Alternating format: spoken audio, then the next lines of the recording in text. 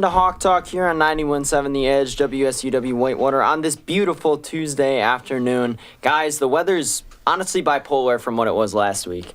Yeah, completely agree. It's amazing. Yeah, I mean, last week we came in here, I think there was about 7 inches of rain on the ground, it felt like. It felt like the second coming of Noah's Ark, in my opinion, so it's nice to see some sunshine. How are you guys doing today? I'm wearing shorts, so I'm feeling good. I'm wearing the same pajama pants I wear almost every time I'm in cozy. here. It's cozy. It's cozy.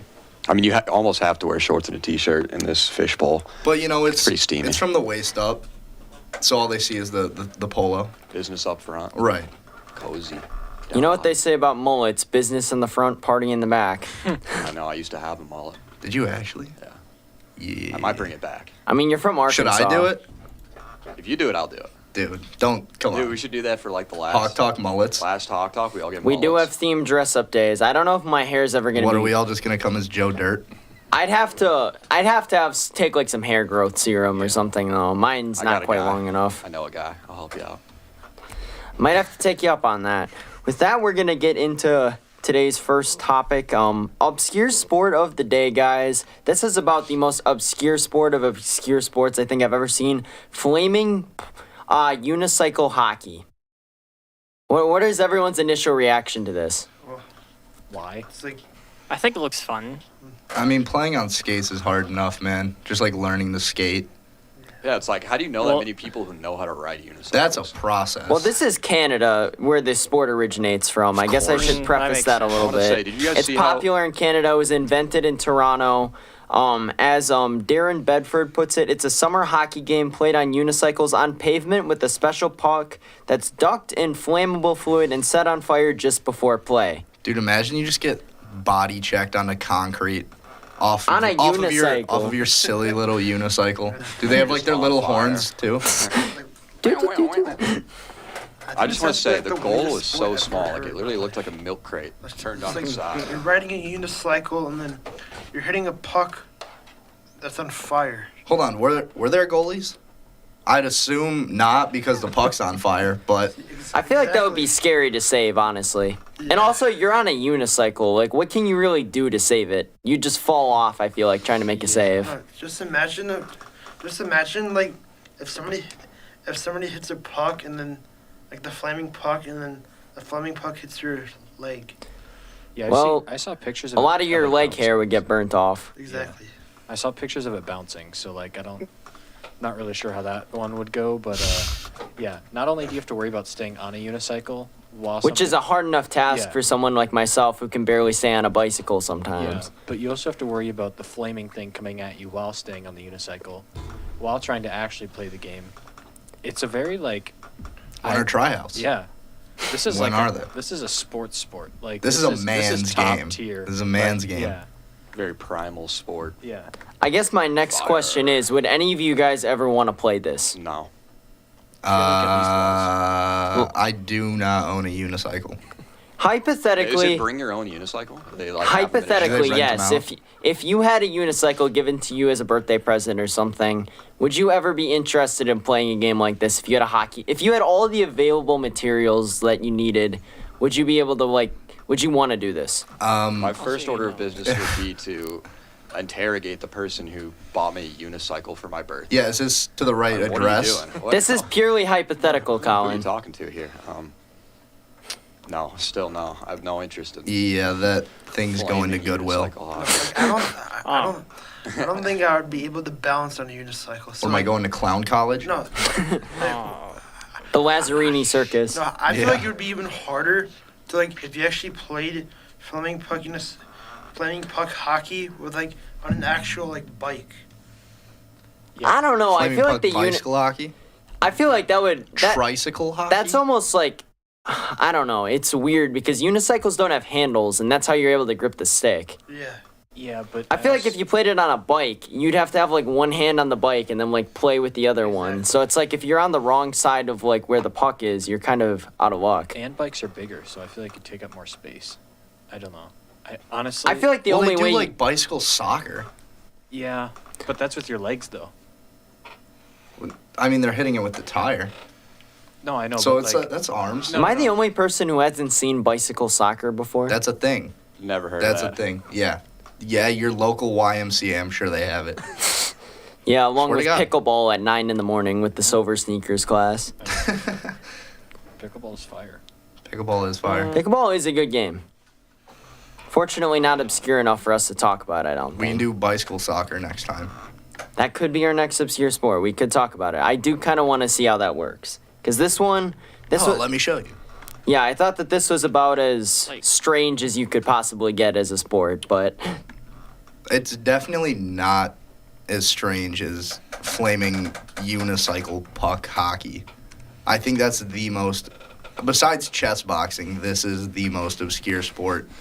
Or what was the first one we did with like the Pumpkin chunkin'? catapults? oh, Yeah, pumpkin the chunkin'. pumpkins. That one I feel like is good fun though. Yeah. Yeah, I feel like This I is feel like not. that one would be- This one I feel like the You don't have to ri- be much of an athlete for yeah that. the risks outweigh the benefits with this one. I feel like At least in my opinion. I feel like this sport would be dangerous to play. That puck gets definitely. caught in There's your fire. what are Yeah. what are the things in the tire called? spokes. Dude, you are in for a rough day. You're If that falling thing gets straight caught. off that Yeah. unicycle onto your face. Onto the pavement. Not even like When you're not It's playing, pavement. yeah, you're playing on pavement. So like, if you fall, you're gonna have a helmet on, some pads probably on both your elbows and knees, because you could skin yourself up pretty Yeah, I bad. would if you're immediately a fall. baby. Just I would I put- wouldn't get just a put total of pads- 5 seconds actually riding the unicycle. I'm petrified of riding a unicycle personally. I'm not coordinated enough for something like that. I Who are think I can do unicycles it. even for? Like, is it just clowns? Like, I don't know. dude. Some else are people they like for? legitimately. Transportation. Some people like to Dude, ride a ride them, bike. but yeah, I feel like bikes are so much faster than unicycles. If I And see like with somebody bikes, on a you get unicycle, I handles might and just, stuff. Like, They're getting put a bullied. stick in their spokes. Yeah, they're getting bullied. I might I just feel like ruin you their have to day. be really talented as well to ride a unicycle because you don't have any handles. You're just riding with your I don't know. legs. If I It's saw like somebody with a unicycle on campus, that would probably ruin my day. I'd And probably. in return, I'd have to ruin theirs. yeah, I'd have to put a stick in their spokes. I'm sorry, buddy. Put that thing away. Just walk, dude. have you guys seen the people that like have like their own personal like bird scooters on That's campus? fine. Yeah. That's fine. I had someone Because they can riding ride it one. through campus. I had someone riding it in my apartment building today. Inside of the building. Well, I live in a building where it's like you have like the first door and then like you have to like walk up to like the lock door. Oh, geez, that is so far. Like, wow. Well, like they were I wouldn't get off if Was I that had one. sarcasm there, Kristen? I think a little bit, yeah. Wow. But either way, the guy was Sensing still some riding his tension. scooter. Like I've seen him ride it through the hallways too. It's like dude just I feel like doesn't if you're want a to walk. frequent bird user, you're better off just buying one Yeah. and Oh, spending money every time you want to. I don't know. I like to have fun on the birds every once in a while. Like my freshman year, especially, my friends and I would go over to the big hill by the football field and Yeah. just bomb it as fast Yeah. as we can. We would get up to like close to 30 everyone. Like if the wind was blowing the right way. You're a bad man. It was a lot of fun. But with that, Evil we're Knievel. We're gonna let Laz take over for this quick segment. I titled it "Master of Their Domain." It's a Seinfeld reference. Unfortunately, no one else on this show's watched Seinfeld before. We are all under the age of 40. Womp womp. I'm catching strays. But Laz, we're gonna be discussing the Masters tournament or golf. The first of the 4 golf majors is taking place this weekend. I guess Laz, I'll just let you take it away from here. All right, so as we all know, the Masters are coming up. Pretty much the best time of the year. You know, it's like my Hanukkah. You get more than one day of it, and I really much enjoy that. So, you either love it or hate it, but you can't deny that the Masters is one of the most known sporting events on the planet. The tournament is one of 4 major championships in men's professional golf and is the first of the 4 contested each year. Beyond being a major, the Masters holds additional prestige as the winner each year has a standing invitation to come back and compete in the event for the rest of their life. If you win the Masters, you not only win a boatload of cash, this year's winner will take home $2 million, $2,070,000, but you also receive a custom green jacket. The green jacket is a sign of prestige and is only for tournament winners in Augusta National Golf Club. You are only allowed to wear your green jacket while on the grounds of Augusta National unless you are the reigning champion, in which case you get to take the green jacket home for the entire year. With so many of golf's greatest moments happening at the Masters, we can be sure that this year we'll probably have a few too. The Masters tees off on Thursday from Augusta National Golf Club in Georgia. We'll once again see the PGA and LIV golf familiars go head-to-head for one of the most prestigious events of the year. With the top golfers in the world competing for the green jacket, it is truly hard to make any predictions. Will the first-ranked golfer in the world, Scotty Scheffler, win another? Will the third-best golfer in the world, Jon Rahm, take another title? Will the second-best ranked golfer in the world, Rory McIlroy, win his 10th Masters and get a career Grand Slam? Or will Tiger Woods make a miraculous comeback? With so much talent, it's sure to be a close tournament and one that is going to be a must-watch. So, I feel like I gotta address the elephant in the room here a little bit, Laz. Do you think Tiger Woods has a chance to win this at all? no. No. He's dusty. He's coming off some injuries. Yeah. He's got some new methods now on how he's going to do well, and I don't think that's going to end well for him. I don't think I buy it personally. It's going to be a lot of club tossing for him if he keeps going at this pace. I feel like he gets worn down by the second or third round usually, and he ends up withdrawing. It's just it's kind of sad to watch him at this point. I mean, wasn't he in like a near fatal car crash a couple years Yeah, ago? but he came back and he won. He won the Masters. I'm Yeah, it pretty was sure. the Masters in 2019. Yeah, the year 2 years after his car Stage. crash. It was a script. Yeah, most likely. It's like what they wanted to do with Yeah. DeMar Hamlin, but it just didn't happen. No. Yeah. But I guess why do you believe Scotty Scheffler is going to win this tournament? Because I know, obviously, he's the overwhelming favorite. Why would someone want to believe that? I personally don't believe that at all, actually. I'm either set on Rory or let's go Victor Hovland, just because. Why not? Yeah, why not? He hasn't been, what is he? 1, 2, 3, 4, 5. He's the 6th best golfer in the world. Come on. It can't always be the 1 seed, even though March Madness it was, but. We'll get to that in a little bit. Right. But, what are you looking forward to the most? I just want some good golf to be played. I know the conditions. I haven't been able to look at them, unfortunately. But, I mean, obviously, a lot of it depends on, how everything plays out, whether there's rain or not, because then it affects the spin on the ball, how the greens are running day to day. And a lot of golf just comes down to the short game. And, I mean, obviously, the players that have the best short game, because everyone can drive the ball 300 yards in professional golf. It's just a question They're of, all at 360 now, which is ridiculous. I mean, that even furthers my point. It's all about how you approach the hole and how you get the ball in the hole. I feel like something interesting for me is, will the winner be over a minus double-digit number? Because it depends year from year, I feel like. I feel like usually it's either, hovering around that minus 11, minus 13 mark, or it's, minus 7, minus 8. And so it'll be interesting to see, will the winner have to get a minus 13 to win? I'm just excited to see Tiger play. I am curious as to how far he'll get or how well he does. I don't think he's going to compete with your Scotty Schefflers or your Jon Rahms, but I do think he will hold his own for at least the first day, maybe going into the second. But that's kind of what I'm excited to see. Do you think any of Jordan Spieth or maybe a Brooks Koepka have a chance in this tournament? I think Spieth's days or Spieth's prime pretty dunzo. But I mean, Brooks can always turn it around. He's pretty good. I guess another question I have, this more pertains to, because you're a pretty experienced golfer, how do some players, how are some players, so untouchable one year, but then they struggle so much the next? How? Because they get the yips, Chris. I promise you the yips are a real thing. One day you're shooting low 80s, and then you go to bed, and you wake up the next day and you go out there, and you have a 200-yard slice. You just get the yips sometimes.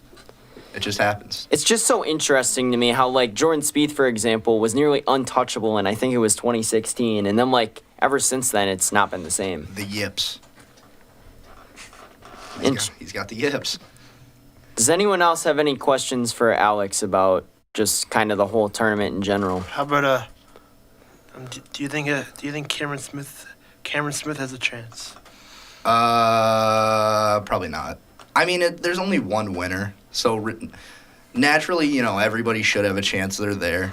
But I mean, if you just get a couple approach shots going right, it's wide open. Just imagine. I know he might not win it. There's no way this man's gonna win it, but just imagine if Phil wins it. again. Phil might That win would be it. crazy. He won one recently, I'm pretty sure. He won he won the Masters in 2004. Was that it? Oh, I'm How thinking of a old is he major. these days? He's got to be pushing 55, 60 probably. He's definitely up there in age. I feel like we've been talking about Phil Mickelson and Tiger since like early 2000s. Yeah, Phil won in 2004, but he was tied for second last year. So Yeah, I I want wouldn't to. be too shocked if he did the same thing. Was it the Masters last year where Rory almost made an epic comeback on the last day? Or was that some other tournament? I'm not sure exactly, but I know he was in peak form. It was either last year or the year before. Rory, it looks like he's not even in the top 10 here. for Must have been last a year. different tournament. He's not even top 20. Oof, I was way off on that I one. do remember him struggling last year. Yeah, I think. Yeah, like John Rahm won it last year. Then Phil Mickelson and Brooks Koepka tied for second, and then Jordan Spieth and Patrick Reed Hold on. tied for fourth. I'm actually curious what Rory placed last year. I have He another. was cut. He shot 5 over. I have another question. Heard So that. like, obviously, Live Golf and the PGA at this point, I don't believe are merged yet. I know they're kind of working on that, but like, how does playing on Live Golf and like kind of just playing like PGA golf, like, how does that differ? Is there any difference? The money on Live is ridiculous. Absolutely ridiculous. I mean, I know a lot of the competition is lower, but Isn't Live like teams? No, I mean, John Rahm's over at Live now, and he's the second best golfer in the world. So, maybe third. I might have to fact check myself. Yeah, he's third. But I mean, he's over at Live. I know Phil's over at Live. What's his face? Brooks Koepka, I Yeah, think is. Bryson Brooks Koepka. DeChambeau is also over there. Yeah. There's a lot of good guys over at Live, but I think just the history of the PGA is another reason why guys don't want to leave. I know Rory is super adamant about PGA. Dude, if you bring Liv up to Rory, he'd probably take you behind whatever building they were at and beat you. If you just mentioned Liv Golf in front of him. Yeah, I know he's not a fan at all, but I guess the last question before anyone else asks anything is, like, I know I mentioned conditions, like, I mean, you play quite a bit of golf. Like, how can you speak on, like, say, like, high winds? Like, how do you have to compensate for that kind of stuff? Club up or club down. I mean, there's really not much you can do if you have like 15 miles of wind blowing in your face and there's a 500-yard par 5 in front of you. Like, you can't club up more than your driver. Yeah. So, I mean, I'm thinking it's like a nice little 4-iron, keep it low. But, I can't always do that. I'm Yeah. not great. Never claimed to be great. And you're definitely better than I am, I'll say that much. I'm not bad. I'm in that, I'd say I'm above average. I've I'm- golfed once in my life and I couldn't even hit the ball. So I think the first time I went out, I probably So you swung shot in. lower than I did. I do. You shot a 0. I did shoot a 0. That's crazy. pretty legendary. They should put you out there on the Masters. I've only ever done mini golf. I've never done like actual golf. I'm a before. legend in mini golf. I'll say that. I am not, because I cannot putt. You should watch me. I can blow 2-footers like no one's business. There was a time I was at a par 3 course, and my brother and I were both playing scramble. We land the ball like 5 feet from the hole, and both miss our first shot, get it to about 2 feet, both miss the 2-footer and settle for a bogey. I mean, that's when you just got to look I at it and think be Chris like, got a case of the yips. yeah, I Chris think- Bad case of the definitely yips. has a bad case of the yips. A little yip. Pretty much every time I would go golf, see- I have a would go case see of a the health yips. professional about that. So yips are no joke. Bad case No, of the yips. The yips aren't only in golf either. You see them a lot in like baseball, a couple other sports too. It's like you just almost gymnastics. I Dude, think every is time another I've one. been on the fast break with a wide open layup, I get the yips hard. No. One time There's so much pressure. in a middle school tournament, it was the turkey tournament. Everybody's there. Parents, grandmas, grandpas, everyone from the surrounding schools are there. And I get a fast break. Dude, tripped and face planted so hard. And the entire gym just went, ooh. But the You ball pulled rolled, the- the you ball pulled the rolled Sam my Becker. buddy. The ball rolled my buddy, and he just finger rolled it in. Is So that that's an an assist? assist. That is That's an an assist. assist. Count it. It's unconventional, That's a but point. it Got works. up, like, That's a around the corner fantasy. like That's a fantasy point It for is- me. Actually, it's 2 fantasy points. At least In in your my league? league, an assist is 2. Jeez, you guys are generous. Yes, we are. our league has super high scoring, and my friend wanted it that way. I mean, yeah. To each their own. But yeah, back to the yips. They're no joke. They're no joke. How exactly, like, genuinely do the yips work in golf? You just play like garbage. You get the yips. You know, one day you're hitting them straight, and the next you're in somebody's backyard. That's the yips. That did happen to me once. I hit a drive perfectly straight, and then on the next hole, it was in someone's backyard. It happens. In It my happens. defense, the houses were pretty close to the fairway. Yeah, it happens. It happens. The yips happen. Not a big fan of the yips. I guess with that, thank you, Alex. We're going to move on to our next topic for today. It's much appreciated. We got a good look into a big tournament which is taking place Thursday to Sunday. I believe it's on CBS. Is Jim Nance still doing the Masters? Jim Nance. I don't really hope pay so. attention to golf I announcers. feel like it is Tony Romo though too. Like actually, Wait. I think it's Jim Nance and Tony Romo. Tony does Tony play a lot Romo's of going golf, on. so that's possible. Chris Collinsworth. Interesting. I don't that know, looked Jim. Mahomey. That looked a little No Chris Mahomey. Collinsworth. Little Mahomey with that drive there. The way he placed that ball so accurately looked a little Mahomey. You know, I hate to make a reference to another sport, but that almost looked a little Mahomey there. With that, we're going to move on to our third topic of today. I titled it Alpha Dogs because UConn, the Huskies, have truly been the alpha dogs of the last 2 years of college basketball. Correct me if I'm wrong on this, but I think in the last 2 years of the NCAA tournament, they have not had a game within 10 points. I don't believe. So. No, yeah. It's all It's been- absolutely ridiculous I how dominant they've I I been. think thought you could were go gonna even say further like and say they didn't 15. lose a game, and I was like, yeah, that's a great assumption. Because I remember last year, it's like the Final Four was very unconventional with who made it. It was like, I think it was San Diego State, FAU, UConn. UConn, And but Miami. UConn was like a 5 seed last Yeah. year. They weren't like a super highly Yeah, I ranked think they were- team. I think they were 4 seed. It was Yeah. something like yeah, you're right. It was a 4 seed, and then there was Miami. It was so that one. It was like it was such a wild card. Anything could have happened. But like this year, UConn just they came in and they took care of business. And I guess I'm gonna lead into that game first. UConn versus Purdue. Just Michael, I'll start with you. Initial thoughts on how the game went.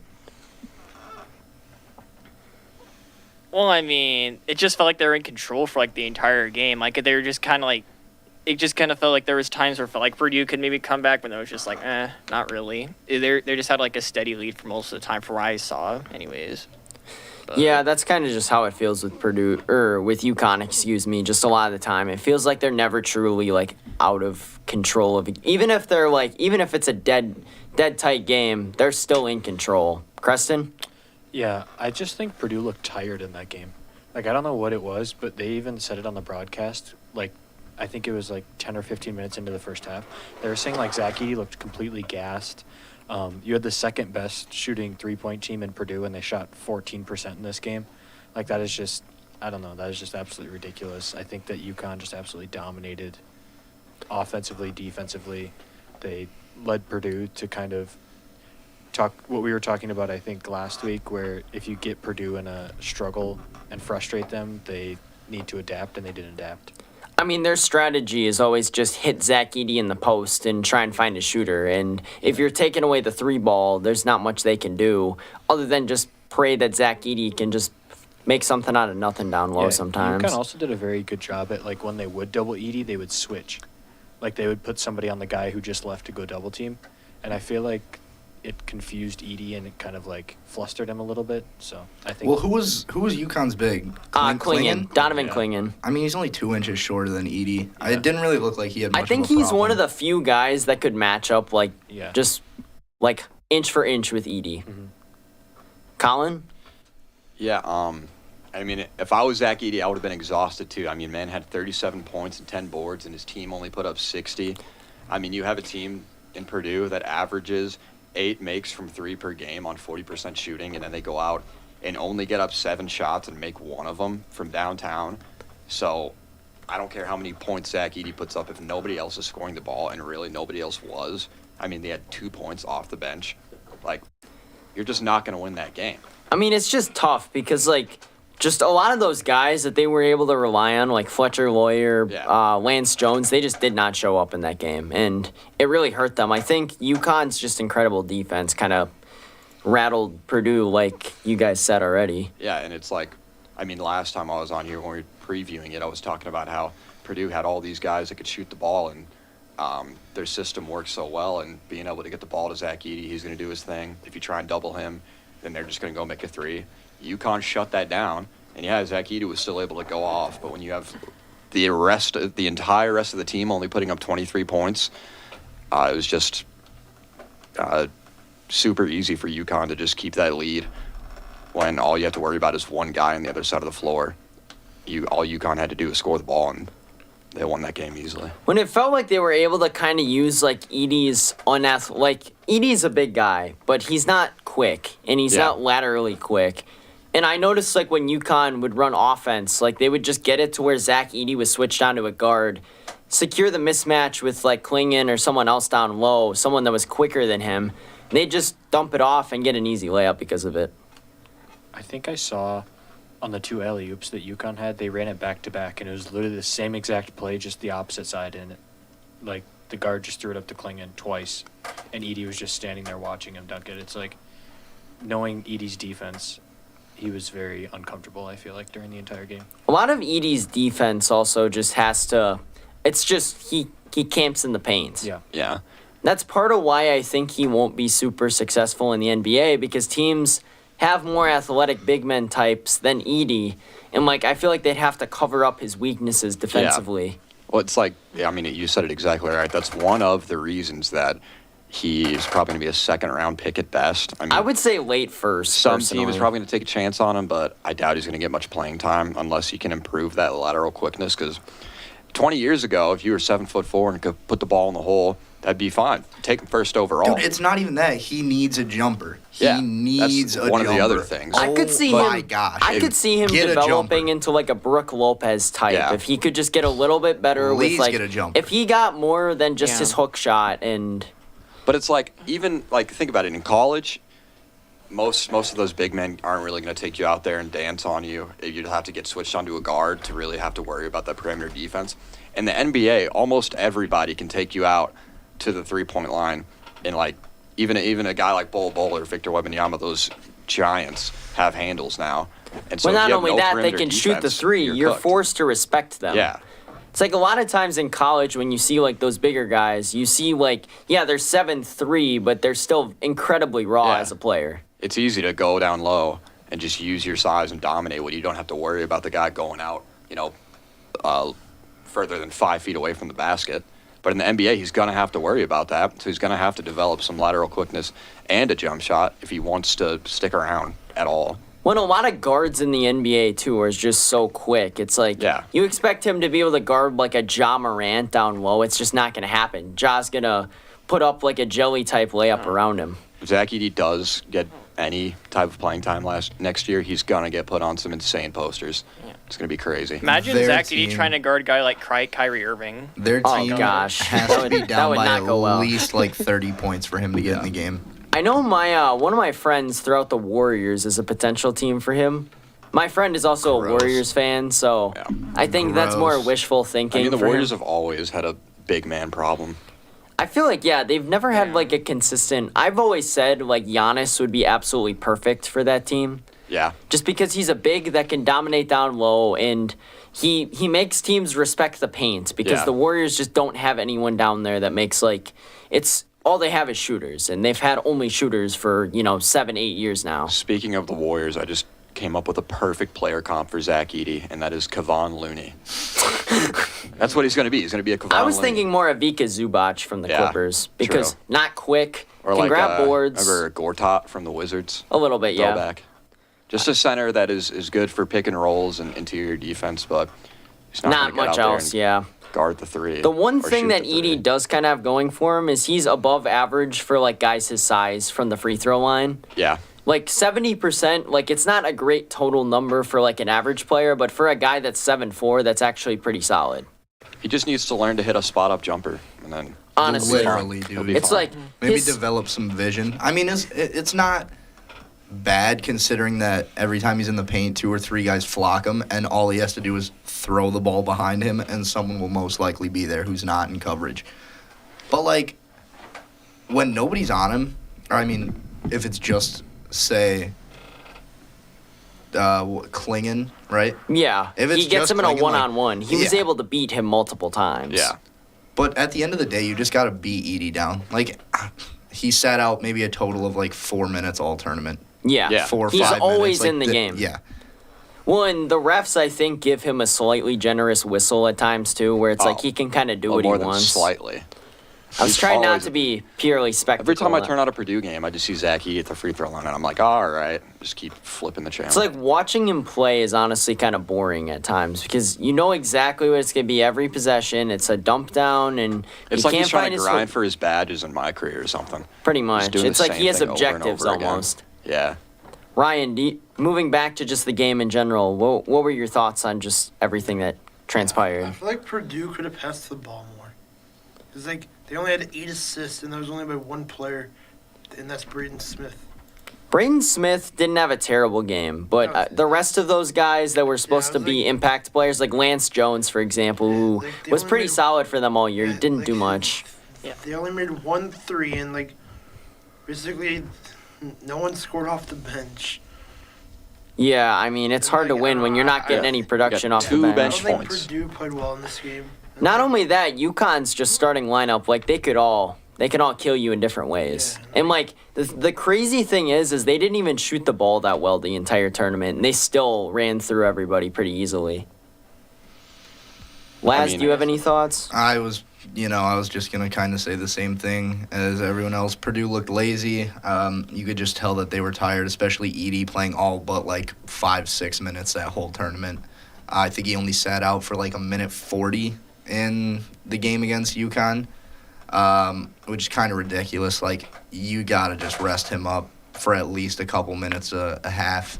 You can't expect this man who's 7'4". I don't even know how much he weighs. Probably, if I had to guess, I think probably, it's 305. yeah. Like, It's- you he's can't a massive expect human that Brick being. wall. he's not going to get gas, dude.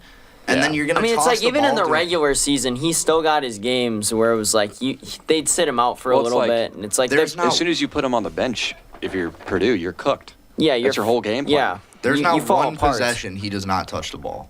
He's touching that ball at least once every single possession. He was the system. Yeah. Yeah. He's To not. quote He's James not a Harden. system player. He is the I system. am the system. I feel like Purdue's gonna have a rougher season next year, Oh, yeah, just for because sure. Oh yeah. Edie is a massive loss. Like, say what you want about his NBA and Yeah. China potential stock, but Pretty sure he's the winningest player in Purdue history. I wouldn't be surprised. But like, even back in the day, like when they had Carson Edwards or Jay Nivey or players like that, it's like they had a deeper team around them. Now I feel like this team is just because I want to say Lance Jones might have been a senior this year too, where it was like they just don't have a ton left. Like they'll probably pick a guy or two up in the portal, but it's like, They do have a 7-foot guy coming in too, Daniel Jacobson. is he any good? Is the question. I don't know, but he's 7 foot, so I mean, It might. My thing with that is like it took Edie a couple years to develop into Yeah. like a rock solid player. that's true. Like when he first came into college, like I had watched. This is a bad example, but I watched Julian Newman when Prodigy Prep played against Edie when he was at IMG Academy. He did nothing. Edie was just out there running. Oh yeah, when he was on IMG, he was literally just. He's tall. I'm a big guy. Look at me. I'm Yeah, and he was 7'4". just he was literally only on the team. Like back then, like now you could argue he at least has a hook shot, free throw, and a couple other skills. Like he's gotten better with his offhand. But like back then, he was literally just out there. He was slow, but he was 7'4". Yeah. Well, that's also why I worry about like his NBA potential is because if he was a one and done guy, if this guy was a freshman putting up these numbers, and I'd be like, okay, he would be only 19. He still has time to develop that perimeter defense or that jumper. But he's played 4 years in college and he still has no signs of a jump shot or any perimeter defense. So it's like, is going to the NBA going to change that? Like, I feel like he's probably already tried to get a jumper and something's not working. I think the one thing that he does have though is that he's relatively built for his size. He's physical Yeah. and he can body people down low. Get ready Yeah. to learn Chinese, buddy. I mean, I think he is half I was gonna Chinese. say, I So think you already I might did- know it. I meant like the league, the Chinese, like the Shanghai Sharks. yes, he. Okay. he's- I understand. The Just putting Guangdong that out Tigers there. are already calling. Yes. Thank you. Oh, he's gonna be the GOAT. of the Turkish league. In whatever. Him and Dwight foreign Howard country are he going to goes go absolutely crazy in Taiwan. You know Simbu Lar also plays in that league, the Taiwanese league? 2K16 legend Simbu Lar. Yes. He was like 370 He stuffed pounds. Dwight Howard. Dwight tried to, like, dunk on him. Dude, he and probably ate Dwight Howard. Sim he's a ginormous human being. He's 7'5", Not only is he and he's 7'5", like, but he's got a belly on him, bro. yeah, he's a big guy. Like, he can move people down low. It's just he's I would slower hate to than a see turtle. somebody like him in like intramural basketball or something. He's slower Just, than a like, turtle. Pick him at the Y, dude. Oh my gosh. He That would says, be a "Who nightmare." got next, and you're just like, not me, man. Doesn't say a word the whole time. Yeah. You can't tell if He would be a mute. nightmare to guard. But moving over to the other game really quick before we move on to the next topic. On the women's game, South Carolina fulfilled their undefeated season, defeated Caitlin Clark and the Iowa Hawkeyes. I don't know if you guys had a chance to watch that one in full, but I mean, honestly, I think Iowa just ran out of gas in that Yeah. game. Yeah. All right, go ahead. Okay. I mean, South Carolina out-rebounded Iowa by 22. Like, they had 51. When it was tur- just Cardoso is just so much Yeah. so much taller than anybody on Iowa. Yeah, and when it's kind of like the Zach Edey situation. When you have Caitlin Clark sitting there, she's your game plan.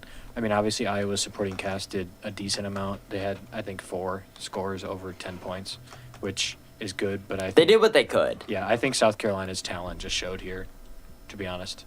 Yeah, I think South Carolina, it's like they had players that could shoot. They had players who could dominate down low. And like Iowa, I don't know. Stolke just didn't match up well against Cardoso, I don't think. And it was a struggle because of that. Yeah, I mean, like Preston said about that rebound differential, I mean, 51 rebounds to 29 rebounds. I feel like it's going to already be hard to win a game when you look at that. But then you look at the fact that South Carolina had 7 players with at least 5 points. So they're sharing the wealth. They have got great anybody who can depth go on give that you a team. bucket. And then Cordoso with the double-double, 17 boards. I mean, she was just, like, unmatched down low, giving her, like, little Zach Edey impression there. And then the freshman, Tessa Johnson, showing a lot of good signs for the future of South Carolina. She had 19 points. I mean, Dawn Staley is also just an incredible Legendary women's coach, basketball yeah. coach. And they were also just making it tough for Caitlin Clark. Like, she was obviously still going to do her I thing. want to say it was Raven Johnson was guarding her the Yeah. majority of the game, and she was just unable to get open. It's like you could see Iowa running like Yeah. clear set plays, trying to get her shots, and it's like she just was unable to break free. I mean, when I turned on the game, Caitlin Clark brought up the ball. Just as soon as she stepped into half court, she hit a step back 3 from like 40 feet. And I was like, oh, it's wraps. Classic. Like, if she was Classic. doing that all game, it would have been wraps. But they were just making it tough for her, getting in her face, and she had to work for it. Obviously, she still got her 30. That's like, It was incredibly given. inefficient, though. yeah. It kind of reminded me of that game in the tournament for Whitewater. Where they had Elise that- Knudsen. Knudsen. Like, she Yeah. still got her 30, but it took her 30 shots. Yeah, it wasn't. So- It wasn't a great shooting performance in that one either.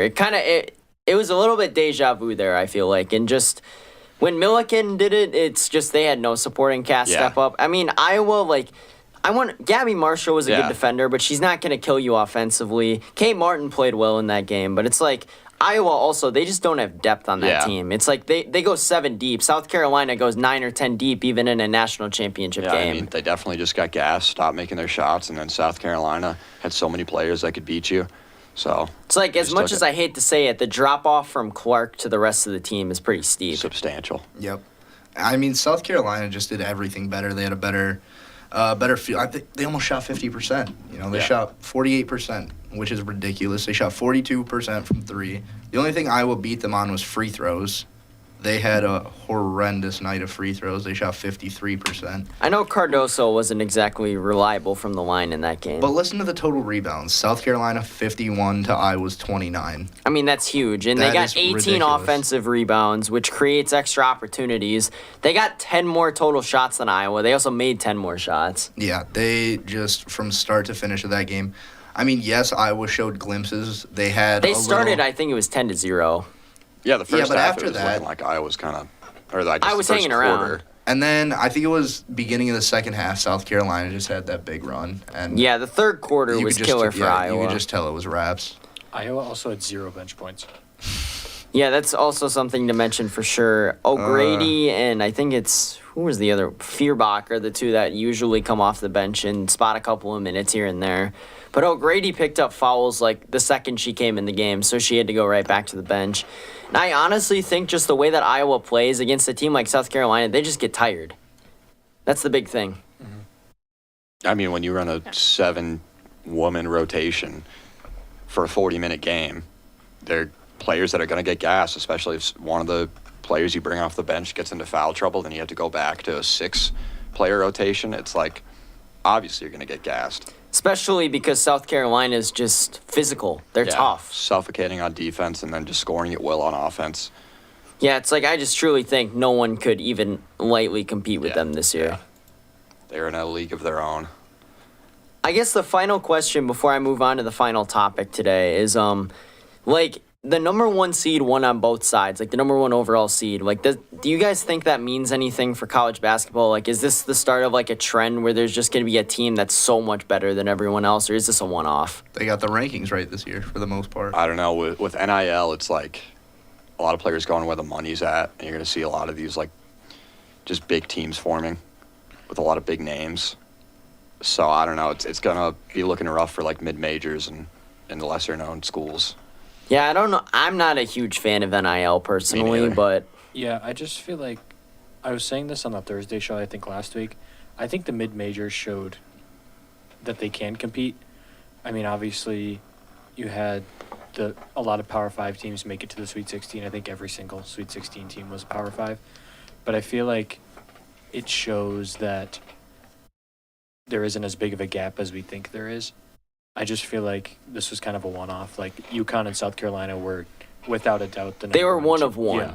Like, It's like nobody was going to beat them. This year's UConn team was one of the better teams I've ever watched in a March Madness tournament. Yeah. I mean, they other just than last year's UConn, it was like, yeah, they Dude, just. they just steamrolled everybody. I think Dan Hurley just does an incredible job with them Yeah. too. It's like the defense, like it's not only offense for them, or it's not only defense. Like they had both sides of the ball nailed down. And they weren't even that great of a three-point shooting team. No. They're still dominated. It's like when you looked at a lot of those other teams that were ranked pretty highly, like Houston's offense was a little lackluster. Yeah. Iowa State's offense was a little lackluster. Illinois and Alabama's defense was a little lackluster. And it's like UConn just could put it all together every game. Yeah.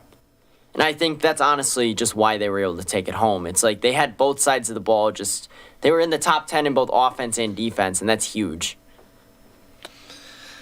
Yeah, that recruiting staff over there needs a raise. They do, and And, they pulled in some good transfers through And the some last few more- years Some too. more paid time off. I mean, I would love to play for Dan Hurley. That dude's a psychopath.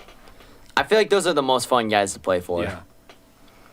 But we're gonna move on to our next topic really quick, which I titled Packers versus the World. And for the last one, I was curious. I think it was Thursday that Drew did a similar kind of idea with like Drew Brees versus like ex-quarterback and like why he's better or worse than them. And I felt like it would be fun because I've talked up the Packers a lot on this show through the last few months, especially after they almost beat the 49ers. I just want to know like what your guys' thoughts are on a couple of these different teams. Like assuming everyone's at full strength, because obviously we can't predict injuries, like would they beat a couple of these teams? I'm going to start with the Texans, who have just completely loaded up their team. Creston, I'll start with you because I know they picked up an important Viking this offseason. Which one, Hunter or Diggs? Yes. I don't know. I do feel like having a second-year quarterback is always maybe not the best. But then again, you could also say the same thing about Love. They're both like, yeah, they're experienced but not, if you know but what I I mean. feel like that defense is just really good. I do feel like the Texans would kind of take over maybe within the last like 8 minutes of the game, whether that be defensively or offensively. I just feel like they have the sheer talent. I do feel like the wide receiver corner matchups on both sides would be good because you obviously have Diggs versus Jair, and then obviously you have the young core on both sides for the Texans corners and the Packers They're receivers. emerging on both sides of Yeah. the ball. What they've done in the last 2 years is absolutely incredible. I do feel like this game would come down to turnovers and special teams, and I feel like I feel like The Texans definitely have the edge in special teams, Yeah. most likely just because the Packers have been lacking there for Yeah. God knows how long. I feel like the Texans would kind of, at the end, maybe like a touchdown with 2 minutes to go. It'd be a close game, though. Michael. You're just saying who I think would win between the Packers and Texans? And why? Well, I think it just comes down to ultimately. I think they're both kind of very similar in a sense, especially when you're talking about both of the quarterbacks, Jordan Love and C.J. Stroud. But I think that the Packers have a young core and they have better team chemistry. So in that sense, I would have to give them the advantage. I feel like, I mean, anything could happen. I could say with the core that the Texans got, especially like in these last two free agencies, they can do something.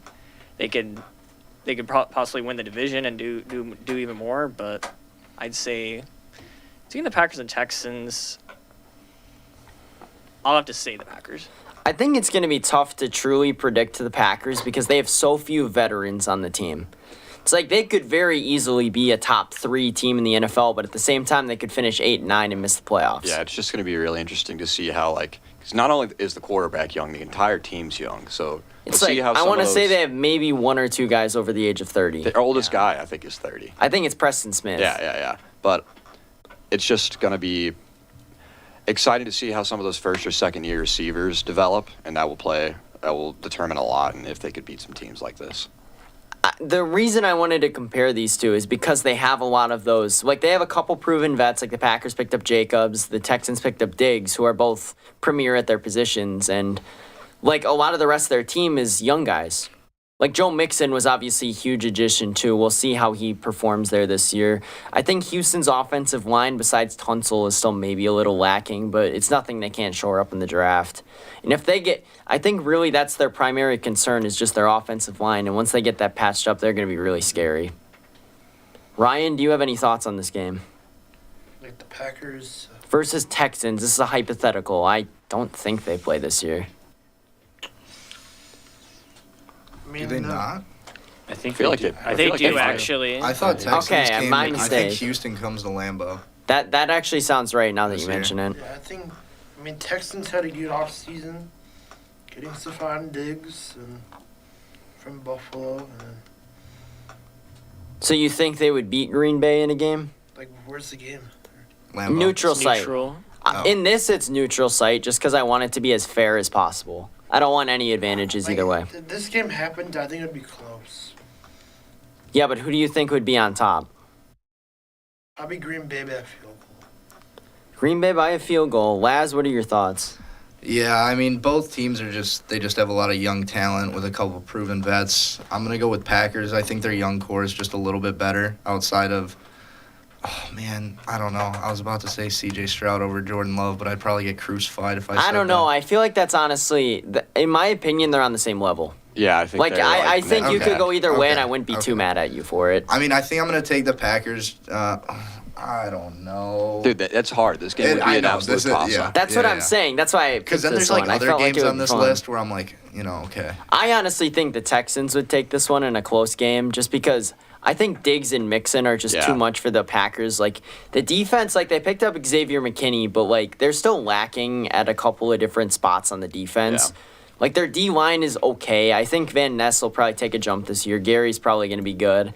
Preston Smith and Van Ness will probably rotate in and out. Middle linebacker is still a position of concern for sure. And I think safety depth isn't great right now, and corner depth. It all depends on how Stokes comes back and if he comes back. I think that's a big thing. I also just think it's huge for the Texans having a guy like Diggs who isn't super young. Like, all the Packers receivers are so young. They don't have that veteran leader in the receiver core who can kind of show the young bucks how it's done. So I'd probably say the Texans would come out on top. Sign But- Jordy Nelson to a 10-day. How about that? Yeah, facts. How Just about that? Bring Randall Cobb back. Honestly, just to have like an old guy back there who can kind of. I've said that. I was like, guys. last year, my primary concern with how the roster was constructed was they just didn't have any, other than Aaron Jones, who was a huge leader for them. Yeah. But it's like in the receiving room or the tight end room, it's like Yeah. all the pass catchers are super, super young, like rookie second year types. I do think this could be a Super Bowl matchup for next year. If I had to pick a Super Bowl matchup for next Interesting. year, I'd probably say Texans versus Packers. I mean, we almost got it this last year, so. I think it would have to be a logical transition for me to move into a team that the Packers would most likely have to beat to go to the Super Bowl. Could they avenge the 49ers losses from, the last 10 or so years? I guess, Creston, I'll start with you again on this one. I feel like this one's even tougher than the Texans game, to be honest, because I feel like we've seen Brock Purdy be Brock Purdy, but we've also seen Brock Purdy be Brock Brock Purdy. Purdy. Yeah, like I don't. It's like it goes either way. Yeah, and I don't know. I feel like the 49ers, obviously, I mean, they are about to have a salary cap problem. I don't know what they're gonna do with Ayuk. Yeah, 'Cause I think also he have could heard be a that. holdout type of guy where it's Yeah. like he needs his money and he could be a trade candidate potentially, and you just get some picks or something back for him. And also, Dre Greenlaw tore his Achilles in the Super Bowl, so we don't really know when he's coming back, what he'll be. They like. lost Chase Young, who didn't Yeah. really do much for Yeah, him. Chase but Young was just there. I don't know. I feel like neutral site game. I feel like I don't know. I feel like the 49ers talent-wise would kick in at some point just because of the amount of like at each position they have the they have an talent. embarrassment of riches at every Yeah. position still. And I feel like we said, I think it would be another super close game. And I feel like, again, it'd come down to what quarterback makes the least amount of mistakes, whether that be bad throws, bad decisions. So I feel like the 49ers. At the end of the day, Brock Purdy made less bad decisions than Jordan Love did Yeah. in their last matchup. Which is not necessarily on Jordan Love. The 49ers defense also locked in the fourth quarter. Yeah. Like, they were impenetrable. yeah. Michael? I would have to take the 49ers. I say that with relative confidence. Relative confidence. Yes. Laz? I'm going to also take the 49ers here. I think they just have a lot Good. more experience. The Packers made it pretty far last year with their young core, but the 49ers made it further. It's just That game was such a toss-up, though, I feel like. Like, it was truly an even matchup, I thought. Like, yes, the 49ers came out on top, but the Packers also had an opportunity in the first quarter where the refereeing was a little sketchy. I'm not like insinuating anything here, but You they might had be. a first down on two of those plays back to back, and they did not give it to us. They gave us bad spots. I'm still taking San Fran. It would be a great game. Ryan? I'm also picking the Niners here. Colin? Yeah, I mean, like you guys are saying, it does, like it did in that game they actually played, it comes down to who makes more mistakes. And with the 49ers signing Leonard Floyd, that pass rush game with Nick Bosa there too is just going to be so elite that they're going to put a lot of pressure on Jordan Love, and then you're going to put him in a position where he could make more mistakes, and that's where inexperience might show, like it did in the playoffs in that divisional round. So I'm going to have to give it to the 49ers. I think it would be close, but I'm gonna buck the trend here and say the Packers just because Come on, Chris. You don't have But to. he's being a homer. You don't have to I say have that. to. Well, everyone else said 49ers, so like I gotta go against you You don't guys on have this. to. I guess another interesting one that I wanted to bring up really quick is the Rams, because I feel like the Rams are going to be really interesting, but I feel like personally that Green Bay could beat them again. I honestly don't think this game would be close. You don't think so? No. I think the Rams offense is still dynamic enough to put up a fight. Yeah, but is their defense It's hard to say. for 60 minutes, though? Like, I feel like maybe in the first half, but I feel like maybe when it comes down to it, end of the third going into the fourth, I just think the Rams don't have Now that they don't have Donald anymore. Yeah, they don't really have that, like, it factor that can really, like a game wrecker. Like, we were talking about the pass rush of the 49ers. What do the Rams have that could cause Jordan Love to get flustered? That's true. Love's Yeah. going to have all day back Yeah. there, probably. I mean, they did sign Tre'Davious White, which is something for the secondary, Yeah, but when he has to sit there and cover for 7 to 8 seconds, yeah. you can only do so much. Someone's going to get open. They have the man, the myth, the legend, Kobe Turner in his place now. So. Yeah. Dog. Dog. Does anyone, I guess to speed this up a little bit, does anyone think the Rams have a shot in this game? No. I think they do. Yeah, I mean, Stafford's healthy. Puka's more experienced. I don't know. Is Stafford ever truly healthy, though? It feels like he's always playing through something. I just don't think the Rams have been good since, like, I mean.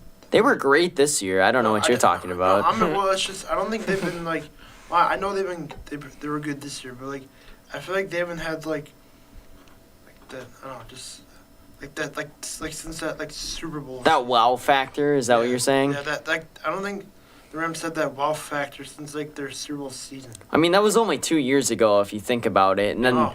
the year after that, everyone was injured, so you can't. Yeah. That year's kind of a wash, in my I opinion. don't think I've ever cheered for any team harder or any person harder in the Super Bowl than I was for Matthew Stafford.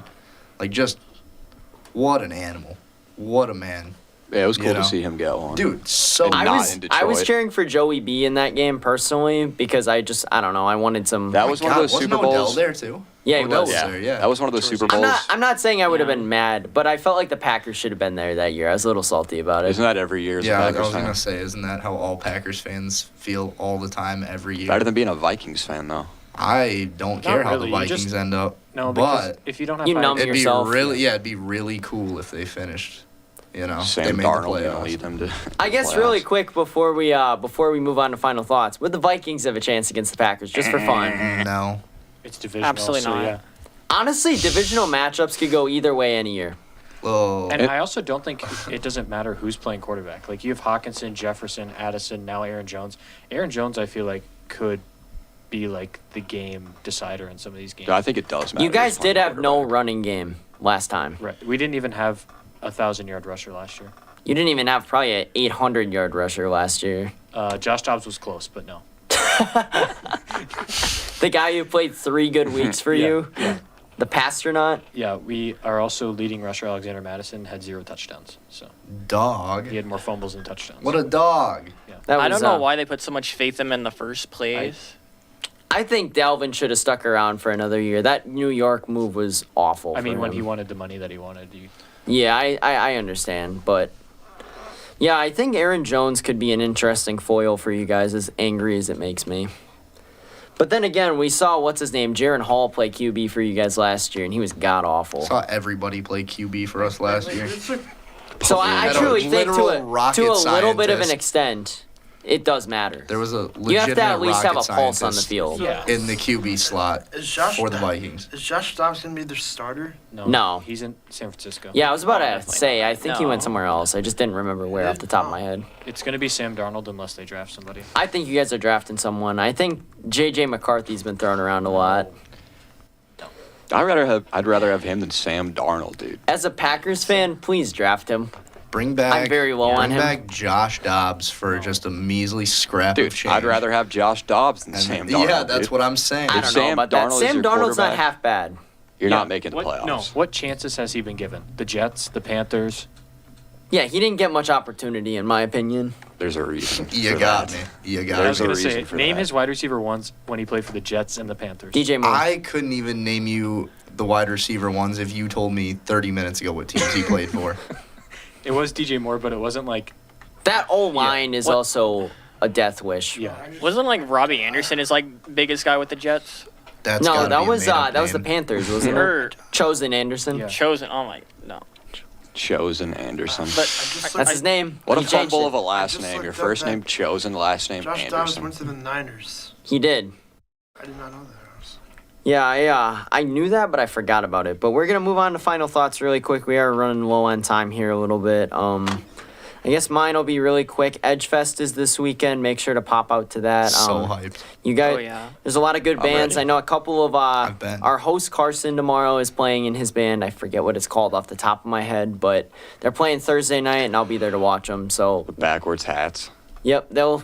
Is that it'll- their band name? No, Probably. it's I Oh, forget what it is. It's the something, but It's a good start. the Yeah. backwards has. yes, the backwards hats. We'll call That'd be them that. sick, dude. The Backwards Hats are performing Thursday night. We got some other WSUW alum playing, so it's gonna be at Jitters. There's gonna be a special milkshake drink that you can come and enjoy. So The just Palomino. the Palomino, yes, believe is what it's forgot. called. I think you're right, but we're gonna move on to Alex now with his final thought. I'm gonna be sitting on my couch and wearing a green cardigan, watching the Masters for the next 3 days or next 4 events. So I'm very excited to see how that shapes out. Ryan, John Calipari is leaving Kentucky that's a huge move. That is Yeah. one. I was shocked when I saw to that. coach Arkansas. We'll see how that plays out. I Ooh, think it's gonna be in. eggs. I'm the Arkansas guy. That's supposed to be my final thought. Anyways, breaking news: John Calipari, new head coach of Arkansas men's basketball. Let's go. We had 3 straight Elite Eights under Musselman over there, but he's gone. We got a Where did legendary he coach go? now. USC. He hit the streets, I think. I thought he went to USC. He's homeless now. He's lost his I think he's just job. walking around Arkansas like waving his shirt in there. He always does. But I'm hype about that. Yeah, I read an insane stat today that UConn has missed 32% of tourneys since 1999, but they have also won 24% of those tournaments. It's like if they make it, they're gonna win Yeah, it. that is insane. Michael?